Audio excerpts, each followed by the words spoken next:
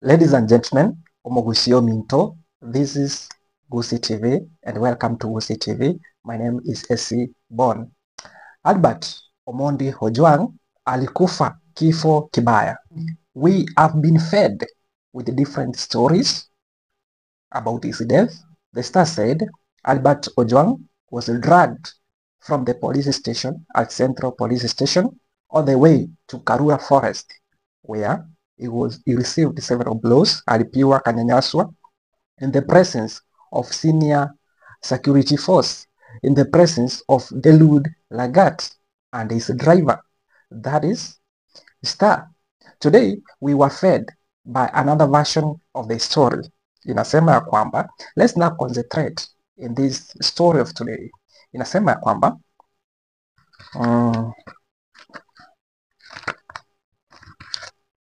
ya kwamba kuna huyu constable, kuna huyu police officer at the Central Police Station, alikuwa amekamatwa, anaitwa James Mukwana, ambaye ako in custody over the killing of one Ojwang.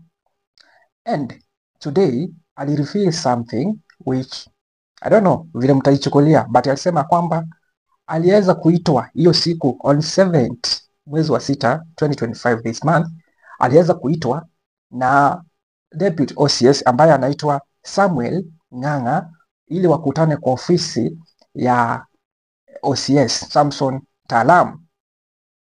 Walikutana huko kwa ofisi ya OCS Samson Talam.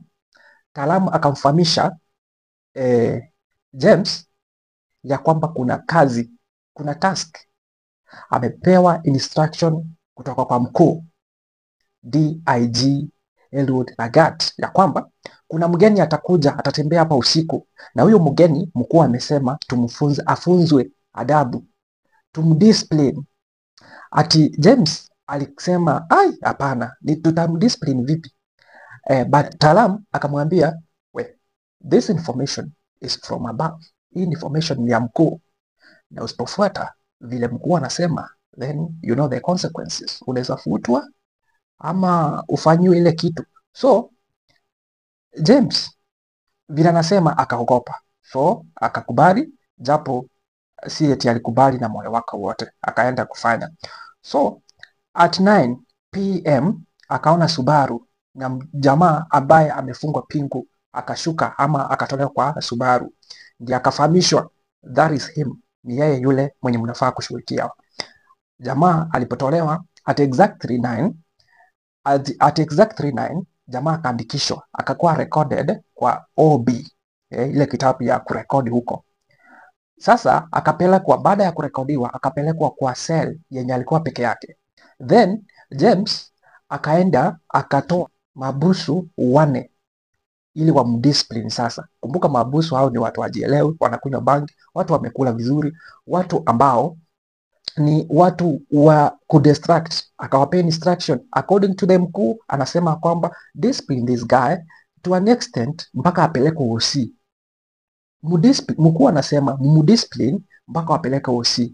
Here is the thing, this is 2000 ambayo mtakunywa pombe, katitu iko, mtakunywa pombe. So the 4 guys were Collins Haleri, Amuton, Brian Mwaniki na Eric Ndambuki.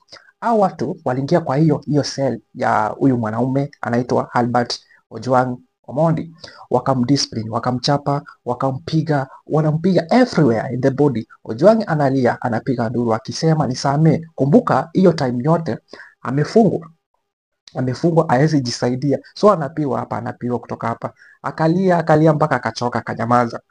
Hii wakati wote huyu jamaa anaitwa James ako huko kando kwa cell iko kando hapo, anasikia tu vile mambo yanaendelea. Wakati alisikia sauti haiko anymore, ndiye akakuja kuona kwani rada iko namna gani. Akaingia kwenye cell akamwambia we acha.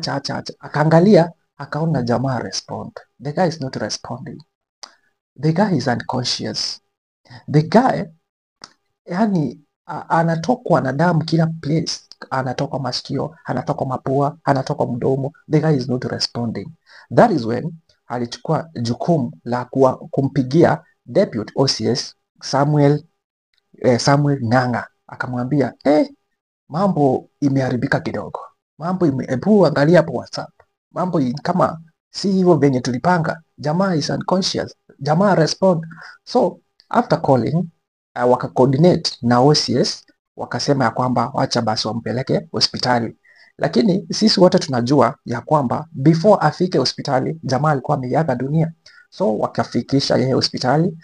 Sasa kumbuka hii ni story tunaambiwa, but sasa tumeconnect mpaka place sasa tunaona ukweli wenye ulifanyika. After hospitali tuliona kwa CCTV wakikawia sana, almost more than 20 minutes before wamtoe kwa gari. That means already alikuwa ameiaga dunia. So that means huyu jamaa alipiwa mpaka akakufa kwa cell, ndivyo wakamchukua wapi? Wakamchukua kwa hospitali, ndio isemekana ya kwamba aliaga dunia akiwa kwa hospitali. So after amemaliza, wamemfanyia kile kitu vyenye uliona kwa CCTV. Sasa ndio huyo, the next day maafisa wengine wenzake wanampigia simu, hello bana, ulisikia ile mambo ilifanyika jana? Nimeyasikia, sijui kutaenda aje. Mazee pia sisi tunaogopa, so ujue vile kutakuwa, ujue venye utapanga. So akaona hii story imeenea Kenya mzima, akaamua kucall au wakuu akiwemo OCS. OCS akamwambia kila kitu iko shwari kabisa, kila kitu iko sawa, na nimeweza kuongea hata na mkuu, ameweza kunihakikishia everything is good na usiogope kabisa. So wakati akatulia sasa ikafika date 11 ndio wao DCI after sasa hiyo kitu imeexplode kabisa venye hawakutarajia, according to the script, according to the story ya ujamaa. Sasa akaitwa na IPOA, akaitwa na DCI so that he can record a statement. He went there. So these guys kumbe wali script, walienda kusema kwamba musiseme ukweli, kila mtu akufe kivyake, hakuna mtu anasema mwingine, na tusichome, tunakataa. So akaenda akasema kwamba huyu jamaa alikuwa anasumbua, alijigongesha kwa walls za seli ndio ikamletea injuries, that is why ndio ilicause kifo chake. That is what he said. But akirudi akasikia wakisema na akasense kana kwamba hao watu wanataka kumruka na wanataka kuweka hiyo mambo yote ilalie huyu James. James akasema inataka kunilalia, hapana, sitakubali.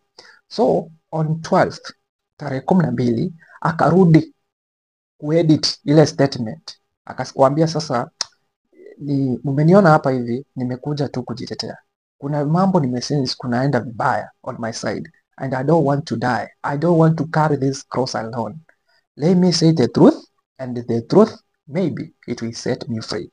Akasema hiyo story yenye nimekupea, alielezea hapo, akasema vile mambo ilikuwa, but he said that the core purpose ya kufanya hivyo si eti walitaka kumuua Ojwang, hapana.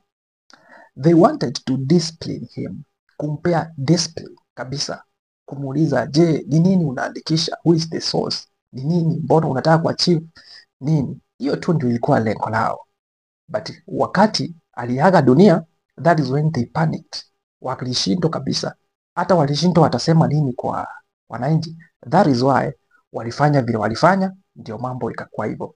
Ladies and gentlemen, you have heard the story. It is contradicting. Number one, before niongee mingi, I want to send my sincere condolences to the family of Ojwang. Mzee Meshak, pole sana kwa familia. Na leo President Ruto tuliona akipigia mzee simu na akatuma mchango wake wa 2 million. Baba pia, the former prime minister, alituma milioni yake 1 na waliongea na mzee. Mzee, pole, we know that is hard. Just omboleza mtoto wako in peace. I don't want kukusumbua. Turudi hapa. Kuna hizo 2 contradicting stories done by 2 media houses. Number 1, kuna hii story ilikuwa run by Citizen TV ambao nimekuelezea. Kuna hii article ilikuwa run by The Star, one of the biggest newspaper houses zenye watu wanapenda kusoma hapa Kenya. Ilisema ya kwamba Ojwang alikuwa dragged all the way from the police cells to the Karura forest where alikuwa tortured in the presence of Eliud Lagat, the DIG. Eti DIG mwenyewe alihusika kumtocha Ojwang wakiwa na driver yake kule Karura Forest until Ojwang alikuwa ni conscious, ndio wakapanic, wakamweka kwa gari, wakarudisha yeye station. Walipofika station, eti wale maofisa, kuna baadhi ya ofisa walikataa kusema ya kwamba we can't accept somebody mwenye ana bleed everywhere, let's take him to the hospital. Hiyo story ilitoka wapi? Who said that story? Ilitoka wapi? Ilitoka namna gani? Is there a possibility that these guys are trying to divert attention from something to something? Is there a possibility that these guys wanataka kutoa DIG directly involving himself in this matter? Could it be? Ni nini inakuwa cooked in this story?